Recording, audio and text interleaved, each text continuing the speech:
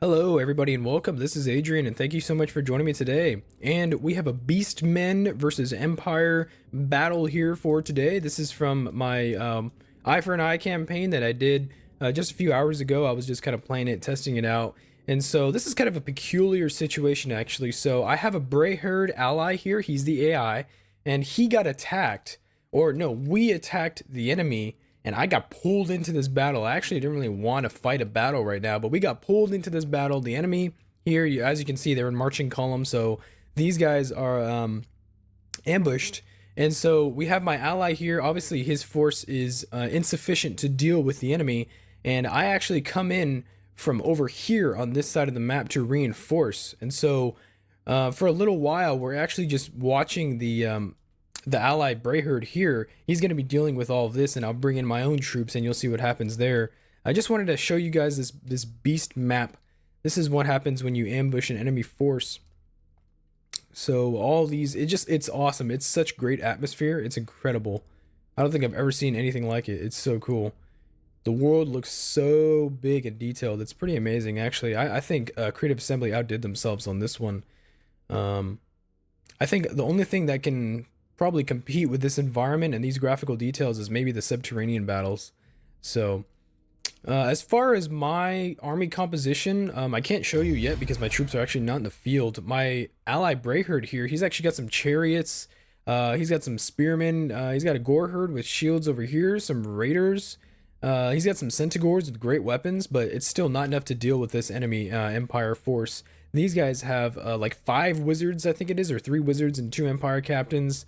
They have some halberdiers, spearmen with shields, handgunners, 4 units of pistoliers, and actually a mortar.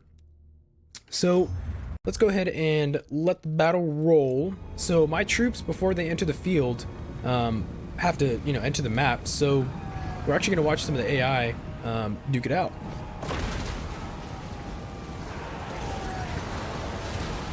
So obviously they just charge in the infantry over here. These razor gores come in over here and they're just damaging these halberdiers.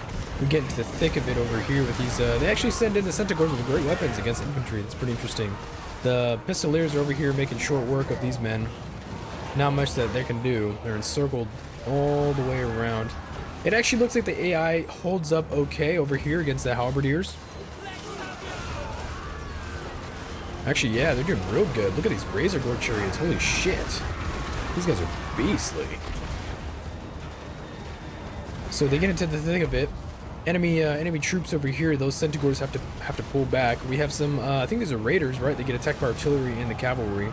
And so here are my troops. They start coming into the field. We've got some pistoliers in the back, handgunners, spearmen. Basically, at this point, I think most of my allied army is going to be routed. These spearmen just can't hold against these halberdiers. They've got better discipline, better attack. They're being flanked. Coming around here, these razor gores are trying to do what they can, and so the enemy kind of forms up here. I actually send in my heroes. I have a Gorbel and then my other Kazarak the One Eye, my faction leader. He actually comes in here against this mortar. We have some pistoliers out here. We bring in some of the infantry. We got gore herds over here.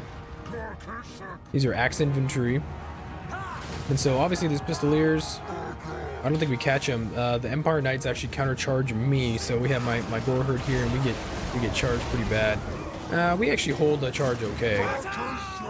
And so what do I do is I take out this mortar. He actually sends in one of his lords over here, and we're just able to take that guy out really easily.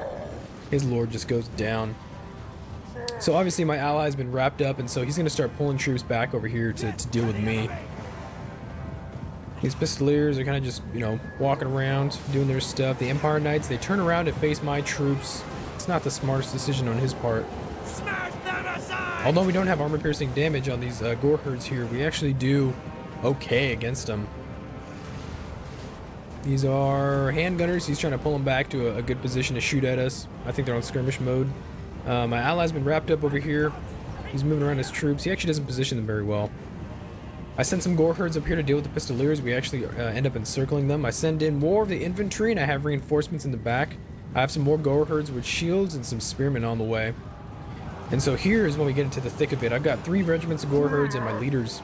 My Gorbel and my Kazarak the One Eye, they come in here and we just start dealing with some of these handgunners. and we send in the infantry against this force here of halberdiers. Looks like these are pistoliers, and he tries to charge them over here on my reinforcements that are coming in. Oh, look at it, it's just beautiful. These gore herds, they actually do really well against infantry. These are tier 3 beastmen. These halberdiers are coming in trying to reinforce. This gore bull is just, he's going to town, man. He's going to town. You don't want to mess with him. I bring in my reinforcements. We're able to encircle this little patch. I bring in some more troops here. We're in the north. We're actually winning over here in the north. So I come back and we meet some of these enemy infantry gore herds versus these spear infantry. Obviously, we're gonna win. These spearmen ain't got nothing. These beastmen infantry are actually really good if you get them into good positions. And so here the enemy line just starts to break completely. Here my leaders are actually in the back just tearing away at these handgunners. We're actually able to almost completely encircle this enemy force. He has whatever is left of his cavalry over here in the north, but he doesn't have the force strength for it. So we completely encircle everybody over here. Oh my god, look at these gore herds right here. I would not want to be fighting them. Oh, it's beautiful. Look at that.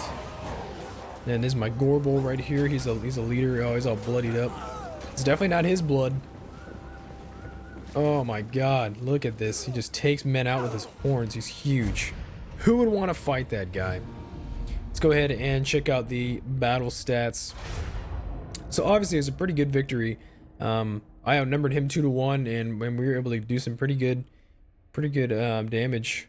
Looks like most of his leaders actually did not do anything. His halberdiers even had a hard time paying for themselves.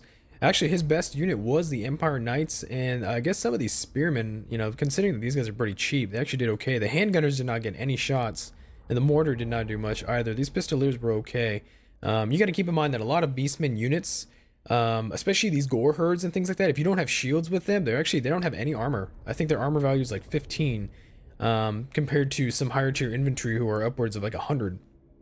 So you gotta watch out for pistoliers and things like that. They actually can be quite devastating to beastmen troops if you don't have armor on your units. So I just wanted to show you guys one of those new beast maps, you know, the Beastpath maps, and some stuff with the beastmen. And yeah, thank you so much for watching, and I will see you guys soon.